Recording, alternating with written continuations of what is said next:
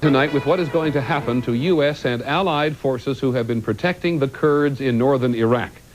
ABC News has learned that all the forces currently deployed in northern Iraq will leave there by the middle of next month. But under pressure from Great Britain, which believes this will leave the Kurds altogether too exposed, some of the troops will not be going far. At the Pentagon tonight, ABC's Bob Zelnick. Pentagon sources tell ABC News that after Allied troops have completed their withdrawal from northern Iraq by July 15th, a few thousand U.S., British, French, and Italian troops will stay on the Turkish side of the border. They will be based at the town of Salopi, with air support provided from the NATO base at Incirlik. The hope is their presence will deter Saddam Hussein from renewing military action against the Kurds. But it has not yet been determined how long the troops will remain, who will command them, and under what circumstances they might use force. The mission has to be very clear and specific. The last thing we want is confusion. That's the trouble we got into in Lebanon. Diplomatic sources say the idea for the force originated with the British, who fear a harsh crackdown by Saddam Hussein once Allied troops are out of Iraq.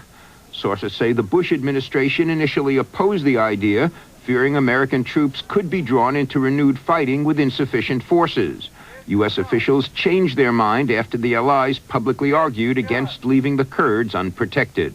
As with the establishment of safe havens in northern Iraq, the U.S. appears to have been pushed, prodded, and outmaneuvered by Allies, finally agreeing to an indefinite military presence in Turkey because it would have seemed insensitive not to. Bob Zelnick, ABC News at the Pentagon. Soon be replaced. Defense Secretary Dick Cheney is to decide next week on the Navy's request to buy a new generation of electronic devices called jammers. They help a pilot avoid electronic detection.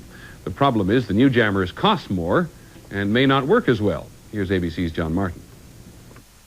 When these pilots left their carrier and headed into Iraqi airspace during the war, they were protected from enemy missiles by an electronic jammer.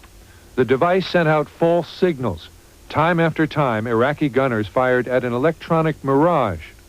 Now, the Navy wants new, more compact jammers. The newest version, the Airborne Self-Protection Jammer, is no bigger than a big briefcase, but it costs $3 million each. The problem is that it may not work. It did so poorly in early tests, the Air Force decided not to buy any. Then the jammer failed in combat simulations.